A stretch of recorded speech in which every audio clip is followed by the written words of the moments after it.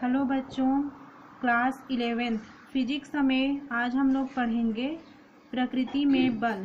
प्रकृति में बल वाला हम लोग पिछले वीडियो में देखे थे। इसमें इसका 4 प्रकार के बल पाए जाते हैं। पहला क्या है?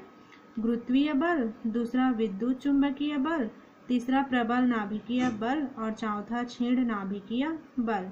ठीक है, तो इसमें से पहला गुरुत्वीय बल, इसको हम लोग इससे पहले वीडियो में समझ चुके हैं। तो आज हम लोग देखेंगे विद्युत चुंबकीय बल और तीसरा प्रबल नाभिकीय बल, चौथा क्षीण नाभिकीय बल को। तो इसमें से हम लोग दूसरा टॉपिक को देखते हैं। जो हम लोग का दूसरा है, दूसरा विद्युत चुंबकीय बल। तो देखो, ये विद्युत और चुंबक, मतलब विद्युत चुंबकीय बल विद्युत और चुंबक से बना है। तो इसको देखते हैं। दो आवेशित वस्तुओं के बीच लगने वाले बल को स्थिर वैद्युत बल, ठीक है। तो दो हम लोग का क्या होगा, आवेश के बीच जो बल लगेगा उसको स्थिर विद्युत बल, तथा दो चुंबकों के बीच लगने वाले बल को चुंबकीय बल कहते हैं। ठीक है, जब दो विद्युत के बीच में लगेगा उसको स्थिर वैद्युत बल और दो चुंबकों के बीच में लगेगा उसको चुंबकीय बल, और दोनों को जब हम लोग एक साथ बोलेंगे तो विद्युत चुंबकीय बल। ठीक है, तो दोनों एक दूसरे से संबंधित होते हैं। मतलब दो आवेशों के बीच लगने वाले बल को वैद्युत बल और दो चुंबकों के बीच लगने वाले बल को चुंबकीय बल कहते हैं। ये दोनों एक दूसरे से संबंधित होते हैं, इसलिए हम लोग इसको विद्युत चुंबकीय बल कहते हैं। जो हम लोग का विद्युत चुंबकीय बल है उसके उत्पन्न होने का कारण हम लोग देखते हैं। विद्युत चुंबकीय बल के विनिमय कणों को फोटॉन कहते हैं। जो हम लोग का विद्युत चुंबकीय बल है उसके उत्पन्न होने का कारण विनिमय कणों का फोटॉन है। फोटॉन E=h होता है। ठीक है, इसको हम लोग फोटॉन को ऊर्जा के बंडल भी बोलते हैं, ऊर्जा का बंडल बोलते हैं। ठीक है, तो ये अनावेशित कण होते हैं। जो आवेशित कणों के बीच लगने वाला बल फोटॉनों के आदान प्रदान के कारण होता है। जो हम लोग का दो आवेशित कण होते हैं और दो चुंबकीय होते हैं, तो उनके बीच में फोटॉन के कणों का आदान प्रदान होता है, इसीलिए हम लोग का विद्युत चुंबकीय बल उत्पन्न होता है। यही इसका कारण है। अब इसके बाद इसकी विशेषता हम लोग देखेंगे। ये रही विशेषता विद्युत चुंबकीय बल के। ठीक है, तो इसकी पहले विशेषता क्या बोला है इसमें? यह एक व्युत्क्रम वर्ग के नियम का पालन करता है। ठीक है, यह बल आकर्षण और प्रतिकर्षण दोनों प्रकार का होता है। यह एक दीर्घपरास बल है। और चौथा, यह एक केंद्रीय बल है। पांचवा, यह संरक्षी बल है। ठीक है, संरक्षी और असंरक्षी। संरक्षी, जैसे हम लोग जंगल में कहीं भी जानवर देखे हैं, बाहर घूमने जाते हैं तो उसमें कहीं पे जानवर जैसे कानन पेंडारी, वहाँ पे वो जानवर, तो जो जानवर रहते हैं वो जाल के अंदर रहते हैं, वो लोग रहते हैं उस साइड से जाल पूरा घेरा रहता है। ठीक है, तो और बाकी हम लोग रहते हैं सब बाहर घूमते रहते हैं। तो उस स्थिति में जो जानवर लोग हैं जाल के अंदर रहते हैं वो संरक्षित क्षेत्र हो गया, और हम लोग अपनी मर्जी से कहीं भी घूम सकते हैं तो हम लोग के वो क्या हो गया, असंरक्षित क्षेत्र।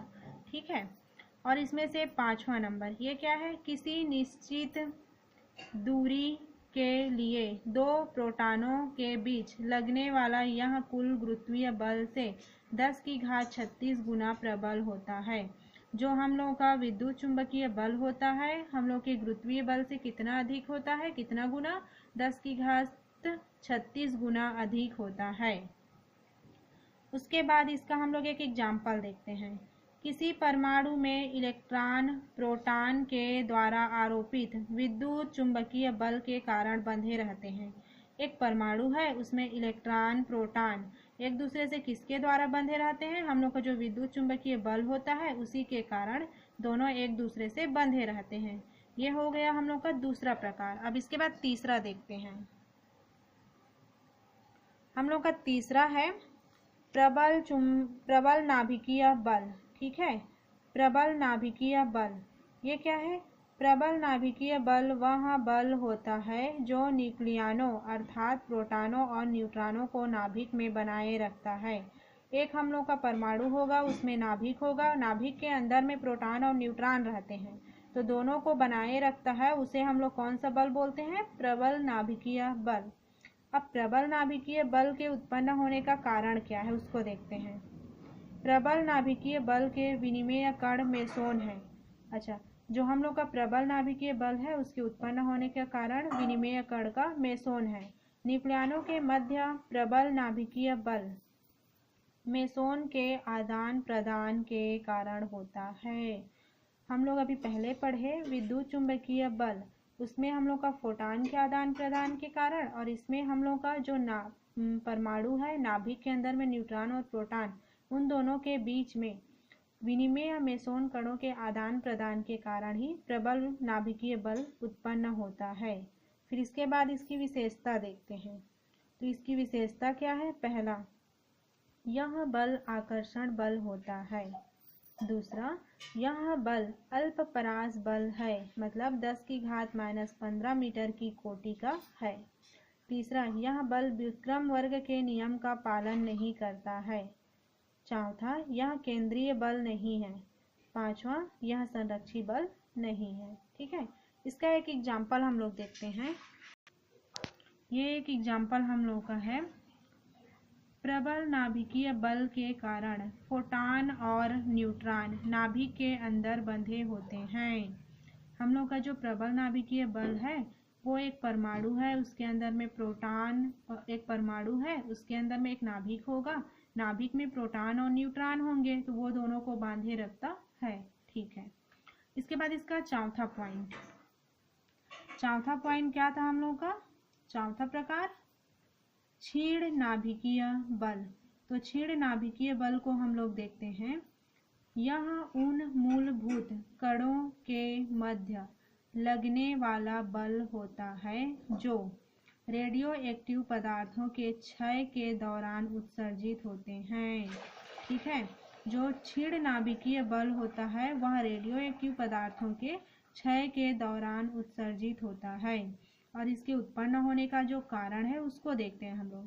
क्षीण नाभिकीय बल के विनिमेय कण वेक्टर बोसोन होते हैं।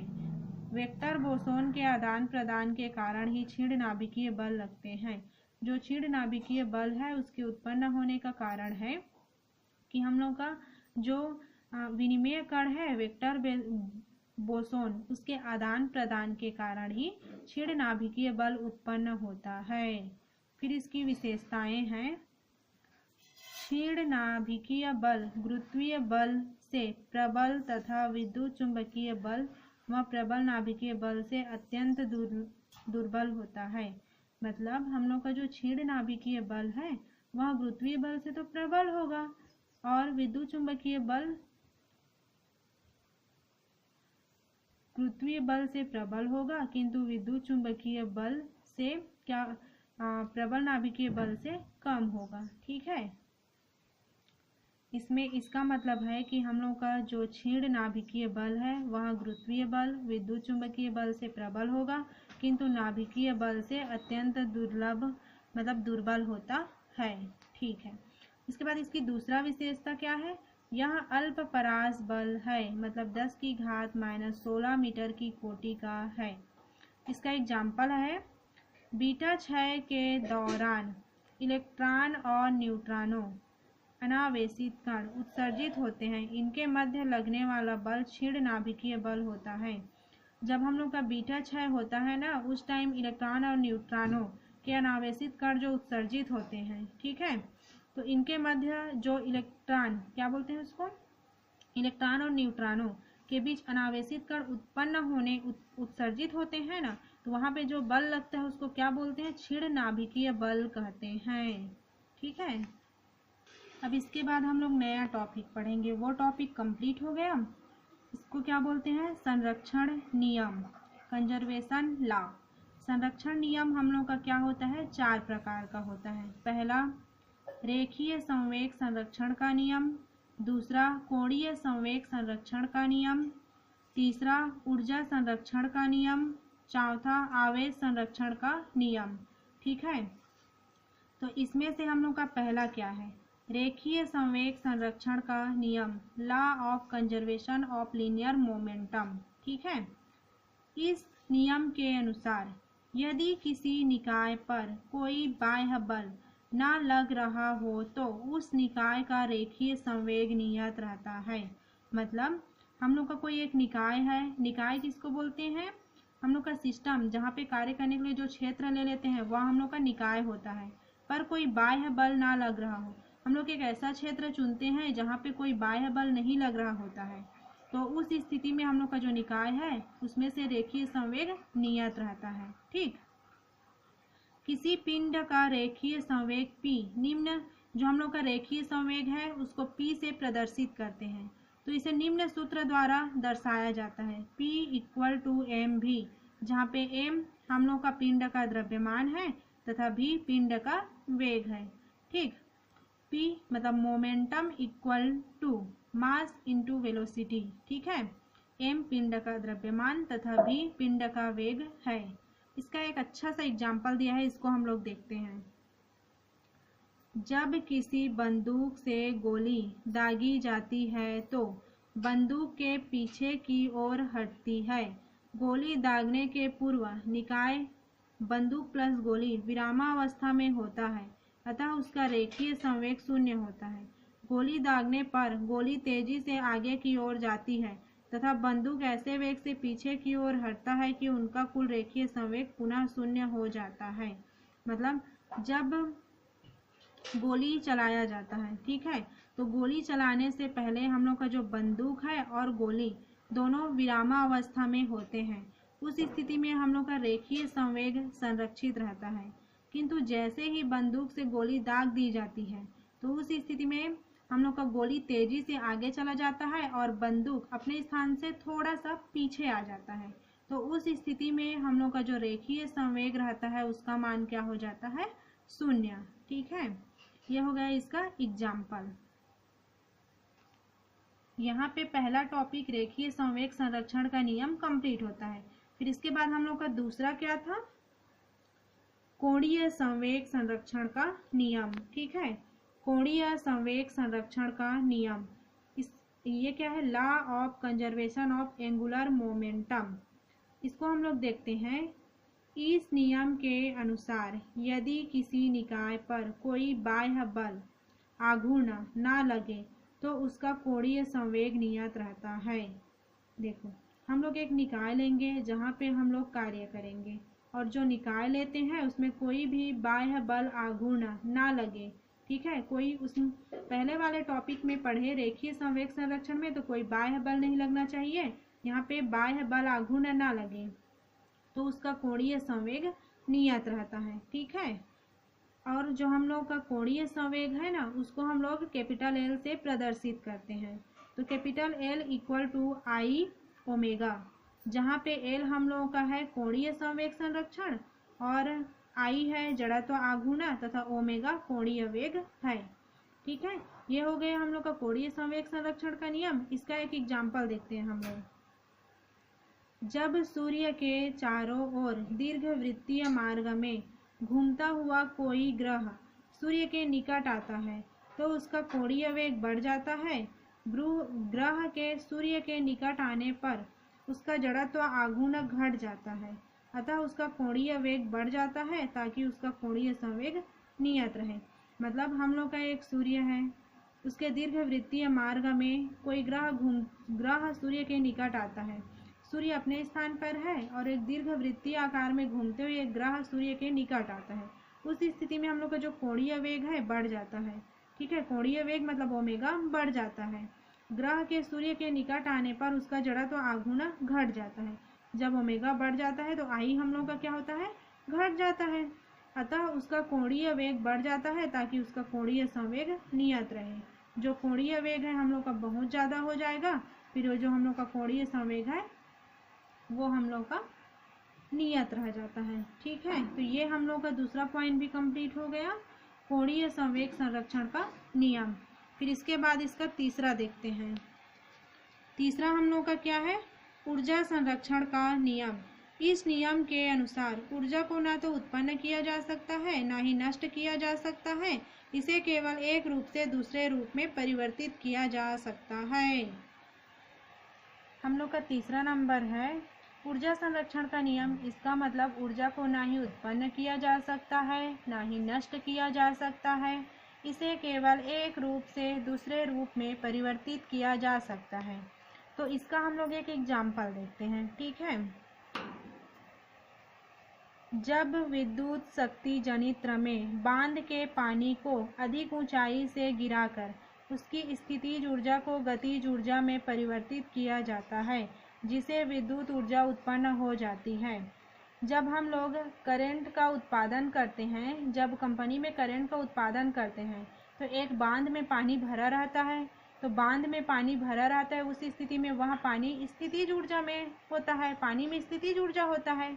फिर उसके बाद जैसे ही बांध को खोल दिया जाता है और पानी को नीचे गिराया जाता है बांध से, तब जो पानी है वह गतिज ऊर्जा में परिवर्तित हो जाता है। मतलब यहाँ पे एक ऊर्जा दूसरे ऊर्जा में परिवर्तित हो रही है, स्थितिज ऊर्जा गतिज ऊर्जा में परिवर्तित हो रही है, जिससे विद्युत ऊर्जा उत्पन्न हो जाती है।